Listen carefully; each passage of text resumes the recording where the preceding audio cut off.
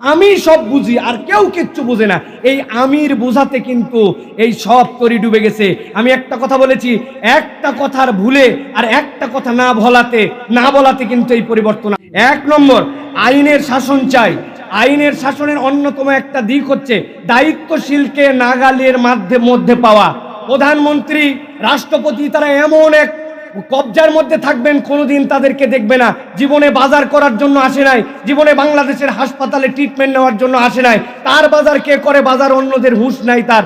এই জন্য যারা দায়িত্বশীলতার জায়গায় থাকবেন, সপ্তাহে 2 দিন তাদেরকে বাজারে আসতে হবে, আইন করতে হবে। ডাক্তার প্রেসক্রিপশন করে রেফার করার আগ পর্যন্ত বিদেশে কোনো ট্রিটমেন্ট চলবে না, স্থানীয় হাসপাতালে তার ট্রিটমেন্ট নিতে হবে। এটা যদি আমরা করি, এই মানুষগুলো তখন দায়বদ্ধতার জায়গায় আসবেন। সুতরাং আমরা এটা বলবো, আইনের শাসনের এটা অন্যতম দিক। সাথে সাথে বলবো, পুলিশের আপনারা ভাইয়েরা, আপনাদের এই পোশাকের প্রতি এমন পরিমাণ বাংলাদেশের মানুষের ঘৃণা জন্মেছে, যারা বর্তমান দায়িত্বে আছেন অন্তত পুলিশের পোশাকের কালারটা পরিবর্তন করেন। এই কালার আমরা দেখতে সহ্য করতে পারি না। 2 নম্বর, এই কালার পরিবর্তন করলে হবে না, কেবল পুলিশের ভিতর থেকে আমাদেরকে পরিবর্তন করতে হবে। এই জন্য এটা হচ্ছে দ্বিতীয় বিষয় আমাদের জন্য। 3 নম্বর বিষয় যেটা বলবো সেটি হচ্ছে দুর্নীতি দমন। দুর্নীতি দমনের ক্ষেত্রে জবাবদিহিতা না থাকলে কখনো দুর্নীতি দমন হয় না। যেই দুর্নীতি দমন কমিশন আমরা দেখেছি, এই দুর্নীতি দমন কমিশন সবচেয়ে বড় দুর্নীতিবাজ, যারে মন চাইছে তারা ফাঁসাইছে দুর্নীতিতে। সুতরাং এইরকম সর্ষের ভিতরে ভূত, এই সর্ষা দিয়ে ভূত তাড়ানো যাবে না, ঠিক কিনা? এই জন্য আমরা বলবো, দুর্নীতি দমন করতে চাইলে জবাবদিহিতামূলক আমাদের জন্য একটা সংস্কৃতি দরকার। এরপরে তৃতীয় যে বিষয়ের কথা বলবো সেটা হচ্ছে নৈতিক শিক্ষার পরিবর্তন। শিক্ষা ব্যবস্থাতে যেভাবে রন্ধ্রে রন্ধ্রে, আমরা এর আগেও সেমিনার করেছি, সেই শিক্ষা ব্যবস্থা রন্ধ্রে রন্ধ্রে যে পচন ঢুকানো হয়েছে, এটার থেকে বের না হলে জাতি কখনো পরিবর্তিত হতে পারে না। এক্ষেত্রে আমার ক্ষুদ্র একটি পরামর্শ আছে, সেটি হচ্ছে ধর্মীয় অনুশাসন মেনে আমাদের নৈতিক শিক্ষা আমাদেরকে দিতে হবে। কোনো ধর্মের উপরে কোনো ধর্মের শিক্ষা চাপাই দেওয়া যাবে না। বলবেন বিষয়টি কিরকম?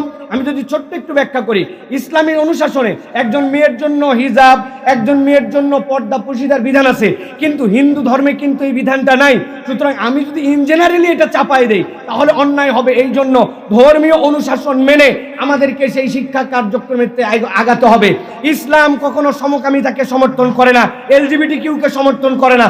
আপনি মুসলমানের অধিকাংশের দেশে এই শিক্ষা ব্যবস্থা চালু রাখবেন, আবার মনে করবেন সমাজ পরিবর্তন হবে, রাষ্ট্র উন্নত হবে, এটা কখনো সম্ভব নয় এবং বাংলার জনগণ এটা মেনেও নিবে না। এটা অগ্রিম আমরা বলে রাখলাম।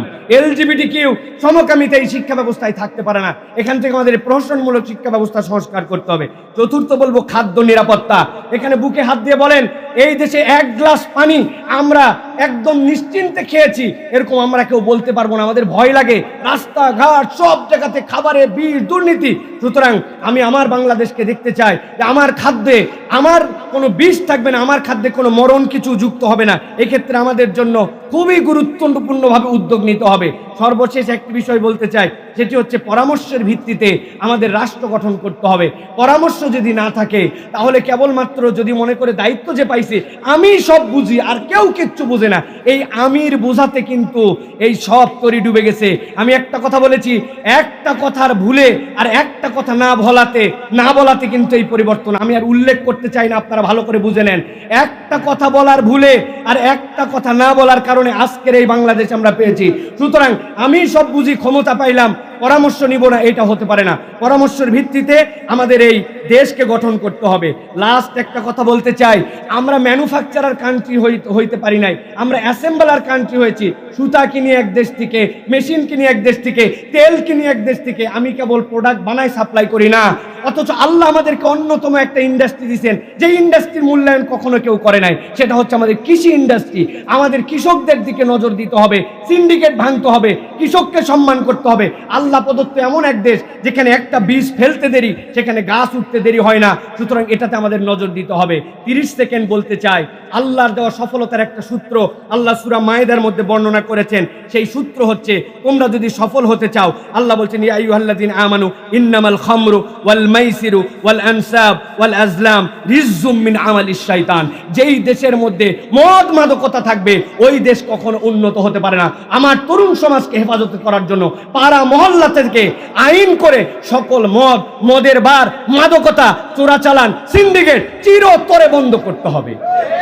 আল্লাহ রাব্বুল আমিন আমাদেরকে এই সুনির্দিষ্ট প্রস্তাবনার আলোকে আমাদের দায়িত্বশীলদেরকে পরামর্শ গ্রহণ করে একটা ইনসাফ আদল ভিত্তিক রাষ্ট্র কায়েম করার তৌফিক দান করেন।